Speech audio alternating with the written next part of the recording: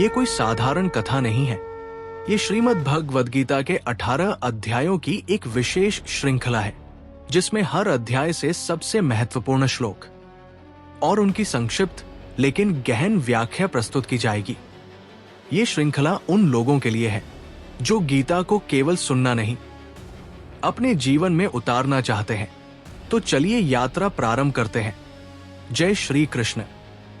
शंखनाद गूंज रहा है, धरती कांप रही है, धूल से भरा आकाश और दो विशाल सेनाएं आमने सामने। ये केवल महाभारत का युद्ध नहीं है, ये हर उस मनुष्य का युद्ध है जो सही जानते हुए भी निर्णय नहीं ले पाता। आज हम सुनेंगे श्रीमद् भगवद गीता का प्रथम अध्याय, अर्जुन विषाद योग। ये अध्याय हमें सिखाता है कि भगवान का उपदेश तब शुरू होता है जब मनुष्य पूरी तरह टूट चुका होता है। अध्याय 1, अर्जुन विषाद योग। श्लोक 1, धृतराष्ट्रोवाच धर्मक्षेत्रे कुरुक्षेत्रे संवेता युयुत्सव माम काहे पांडवाश्चैव किम कुर्वत संजय। अर्थात धृतराष्ट्र पूछ रहे हैं, मेरे और पांडु के पुत्रों ने क्या किया? ध्यान दीजिए, वे ये नहीं पूछते कि धर्म का क्या हुआ, वे ये नहीं पूछते कि सच किसके साथ है।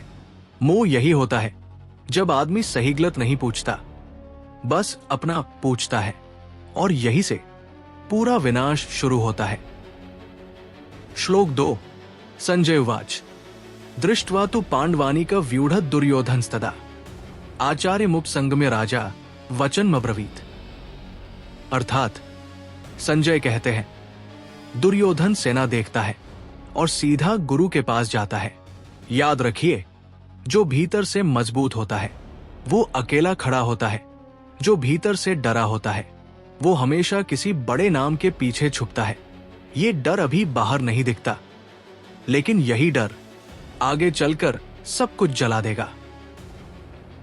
श्लोक 20, अतव्यवस्थितान दृष्ट्वा धार्तराष्ट्रान पिध्वज प्रवृत्ते शस्त्र संपाते धनुरुद्यम्य पांडव।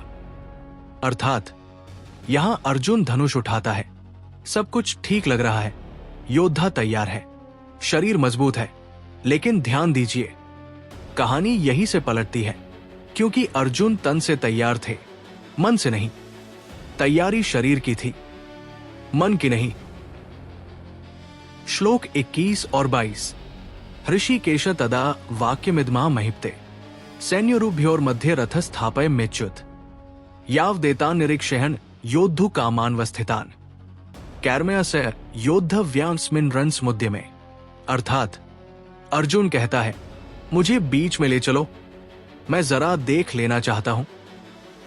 और यही सबसे खतरनाक इच्छा होती है, कभी कभी देख लेना ही तोड़ देता है, क्योंकि कुछ दृश्य देखने के लिए नहीं होते।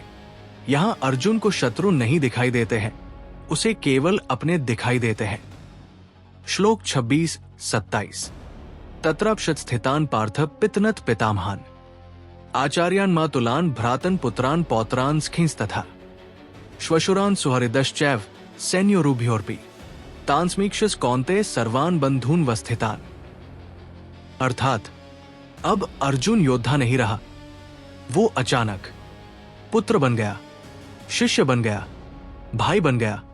अब सामने दुश्मन नहीं है, सामने यादें खड़ी हैं और यादों से कोई नहीं लड़ पाता।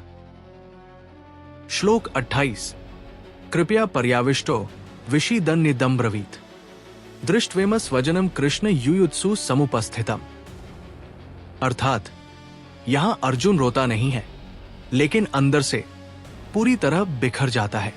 करुणा अच्छी चीज है, लेकिन जब वो विवेक से अलग हो जाए तो वो इंसान को निर्णयहीन बना देती है। यही वो पल है जहां हम सब अर्जुन बनते हैं, जब दिल कुछ और कहता है और कर्तव्य कुछ और। श्लोक 47, एव मुक्त्वा ऋषिकेशं गुडाकेशय परंतप न योत्स्य इति गोविंद मुक्त्वा तूष्णी बभूव। अर्थात अर्जुन धनुष रख देता है, वो हार कर नहीं बैठा, वो थक कर नहीं बैठा, वो भ्रम से हार कर बैठा है, और यही से गीता शुरू होती है, क्योंकि जब इंसान कह देता है मुझसे नहीं होगा, तभी भगवान बोलना शुरू करते हैं।